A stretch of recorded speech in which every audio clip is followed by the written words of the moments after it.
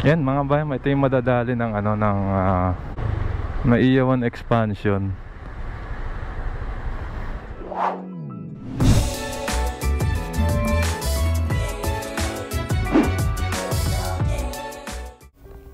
Kaunting background po sa Philippine Village Hotel.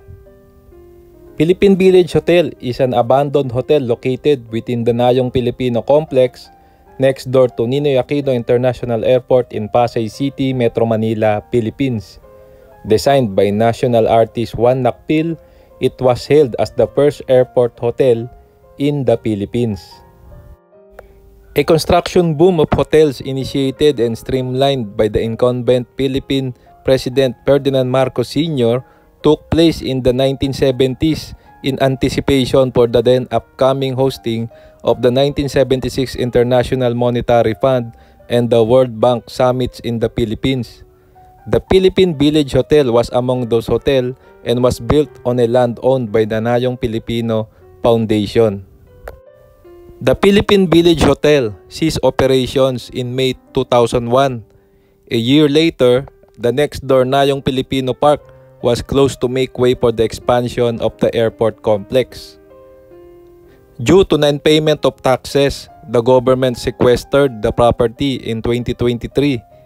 The hotel was also deemed a threat to the airport security as it was feared to be a potential base of operations for terrorism. Between November and December 2023, the Philippine government took full control of the hotel and plans to demolish it for the expansion of the airport. Alright, magandang araw mga kababayan, no? Nandito tayo ngayon sa NAIA 1. Actually, Paranaque. Bibisitahin lang natin muli, no? Ito nga nabalita, madadali po ng expansion ng NAIA.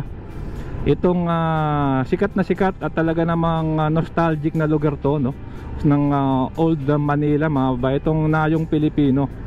Ito po yung ginawa, no, para i-showcase yung ating identity bilang bansa. Makikita dyan yung mga replica lang, no? Hindi naman siya life size ng ating mga landscape, yung mga sikat nating landmarks katulad ng Mount Mayon. Ayan, so mga simbahan, mga lumang simbahan. Ako po mismo nakapamasyal dyan nung ako po yung maliit, mga 2 times yata, tas nangisda pa kami dyan. Kasama ko po yung aking mga magulang. Anyway, kung bago pa lang po kayo sa ating channel, ay inaanya ko kayo mag-like, mag-comment, subscribe, hit yung notification bell para updated kayo pag may bago tayong video. So ito po, tumbok na ito, papunta po yan ng Terminal 2, NAIA Terminal 2. At mga babayan, pwede nyo rin po palang gamitin ang ating Klook promo code NEBANDRO. Lagay nyo lang po yan kapag kayo magbubook. Pwede nyo pong gamitin sa hotels, pwede rin po sa activities. At meron po kayong 5% discount. Ayan, so mga kasama, check natin, no? Pati po yung lumang hotel dito ay mukhang madadali na, no? Actually, kinordonan na nakita ko po sa balita na kinordonan na itong hotel. So sama lang kayo, ano kayang ginagawa rito? May bagong ginagawang ano ba ito? Toll ba yan? So ayan, dire-diretso tayo. Muli, Terminal 2 po yung tumbok nito. Kadalasan dito mga papunta ng airport ito.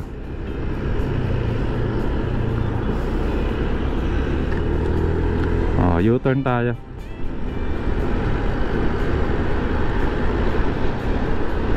Hindi.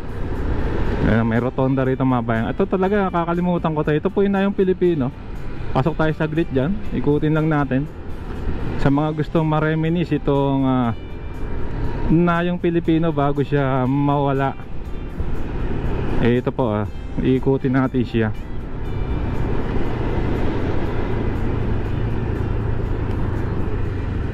Ito.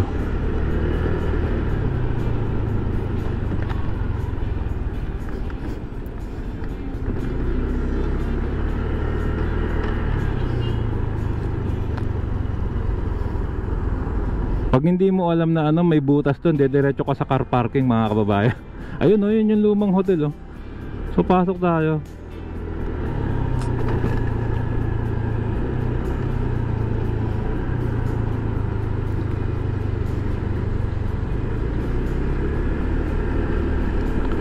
Ayan, ito na po yung lumang Nayong Pilipino na sayang na makasama ka. Nakakapanghinayang tong lugar na ito. Nabisita ko na po ito mga 2 months ago yata. So kala ko nga bukas pa. So ito yung sisirain ng hotel. Madadali po ito ng ano. Yan mga bayan, ito yung madadali ng ano ng Naiyawan expansion. Itong hotel na ito.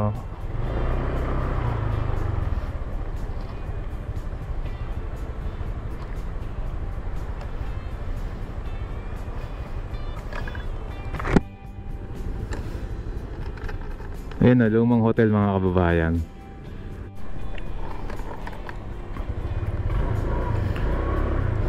Okay, so ito yung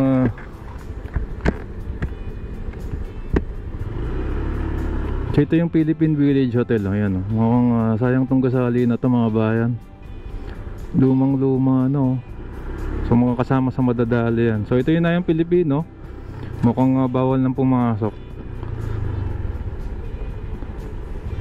Parang naging ano na siya mga kababayan, naging paradahan no ng mga sasakyan yan no, nagparadahan din ng tanker ng gasolina.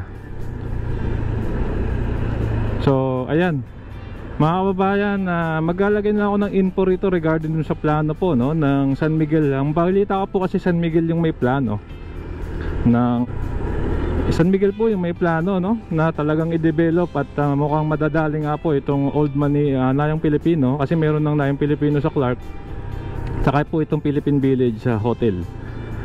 At para i-expand no at dumami pa yung receiving capacity. Nagtataka lang ako mga kababayan kasi nga expand ito. So mangyayari pala kapag kahit buo na yung Bulacan Airport, yung bagong New Manila International Airport, ay gagamitin pa rin itong NAIA no? Parang nakikita ko rito is yung ginawa sa Bangkok, merong Suvarnabhumi International Airport, pero ginagamit pa rin nila yung Don Mueang International Airport. So dalawa. Okay naman din yun, kaya siguro gagawan din ng subway line tong NAIA. So ayan, mga kabayan, sama lang at tignan natin ang mga detalye.